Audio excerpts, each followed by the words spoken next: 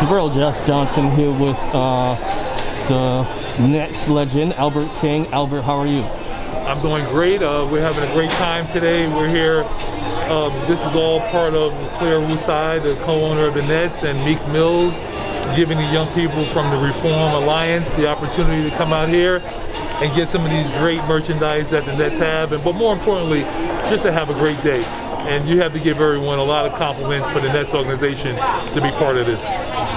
And, you know, as a Nets legend, what does it mean to you to be a part of an event like this? Well, I'm from Fort Greene, I'm from Brooklyn, and it's always good to be here in this area. I'm always a lot of great times, a lot of great memories. But more importantly, it's great to see the looks in the kids, the young people's eyes, when they see a Meek Mill walking in saying that this person is taking time out of their day to be here with me today. So it makes me feel good, not just as a legend, but as an old-timer out here with the Nets organization. And again, with Clara Wu Tsai, the co-owner of the Nets. She's a great part of this, and Reform Alliance. As, you know, a Fort Greene native, what did it mean to you personally to have the Nets move to your backyard? Well, I couldn't even believe that the Nets organization is here on Flatbush Avenue. Back in the 60s, 70s, being here, going up the street with your parents, you never thought that you would have a Nets organization, basketball team here with young people and just everyone in general in the New York and the metropolitan area could come see great basketball. Kevin Durant, Harden, Kyrie Irving, they have a great team, and the only bad thing about it, there's only one negative. I didn't get a chance to play here. That would have been great. A couple of team-related questions. One, what do you think about the adversity that the team is dealing with this week? Only had 8 players on the roster on Tuesday, won the game. Only had 9 players on the roster Tuesday, won the game. I honestly don't know how many active players there's going to be on the roster tonight, but they're facing adversity tonight with now Kevin Durant coming down with COVID. Talk about the adversity the team has shown so far in getting those wins Tuesday and Thursday night. Well, I think one thing that people have to remember is that when you play in the NBA, you were an All-American when you were in college. You were an All-American when you were in high school. These young players that are stepping up, that's out there with Kevin Durant the other night, getting the big win.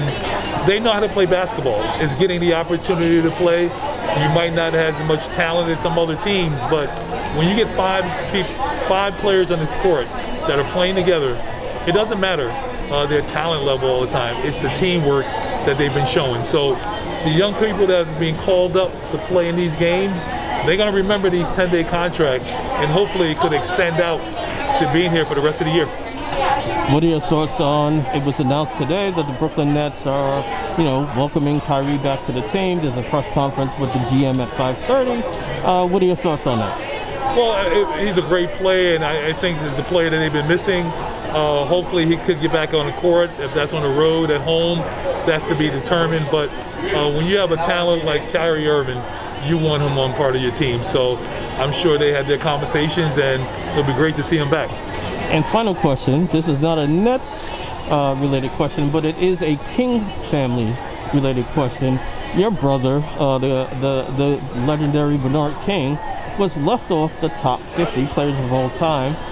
The NBA and the people who put that team together corrected that mistake by naming him to the top 75, actually 76 players of all time.